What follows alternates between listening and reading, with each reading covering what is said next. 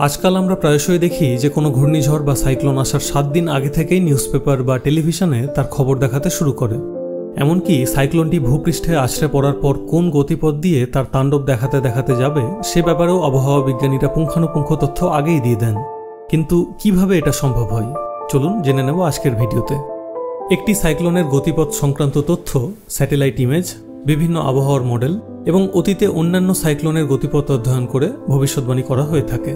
প্রথমত, পৃথিবীকে ঘিরে বিভিন্ন দেশের উপর অসংখ্য স্যাটেলাইট অবস্থান করছে, যেগুলোর সাহায্যে সাইক্লোন সৃষ্টি হওয়ার শুরু থেকেই তাদের বর্তমান অবস্থান, আকার এবং গতিবেগ সংক্রান্ত তথ্য অনায়াসে পাওয়া যায়। কিন্তু একটি স্যাটেলাইট থেকে পাওয়া তথ্য থেকে এটা কখনোই বলা সম্ভব নয় যে সাইক্লোনটি আগামী 24 ঘন্টায় কোন দিকে সরে যাবে।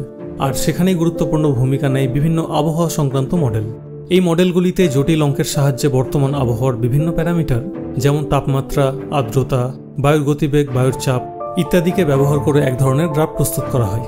আপনারা নিউজপেপার বা টিভিতে সেই রকম গ্রাফ নিশ্চয়ই দেখে থাকবেন, যাদেরকে স্পাঘেটি প্লটস বলা হয়। এখন এই গ্রাফের সাহায্যেই একটি সাইক্লোনের গতিপথ এবং ক্ষয়ক্ষতির অনুমান করা হয়। এর পাশাপাশি অতীতে একই রকম আবহাওয়া পরিস্থিতিতে তৈরি হওয়া বিভিন্ন সাইক্লোনের গতিপথ বিজ্ঞানীদের নতুন আগত সাইক্লোনের ব্যাপারে ভবিষ্যৎবাণী করতে ভীষণভাবে সাহায্য করে।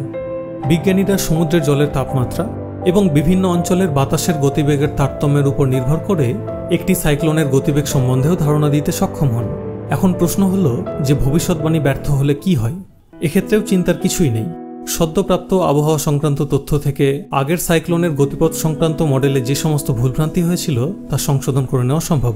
তবে সবথেকে বড় কথা হল, বিজ্ঞানের এই আশ্চর্য অগ্রগতির জন্যই আজকাল আমরা সাইক্লোনের ক্ষয়ক্ষতির পরিমাণ অনেকটাই কমিয়ে আনতে সক্ষম হয়েছি। এমনকি সাইক্লোন আসার অনেক আগে থেকেই সাধারণ মানুষকে নিকটবর্তী নিরাপদ স্থানে সরিয়ে নিয়ে যাওয়া সম্ভব হয়। তো এই ছিল সাইক্লোনের গতিপথের ভবিষ্যৎবাণী সংক্রান্ত আজকের ভিডিও। কিন্তু একটি সাইক্লোন কিভাবে সৃষ্টি হয় সেটি জানতে ডান দিকের ভিডিওটিতে ক্লিক করুন।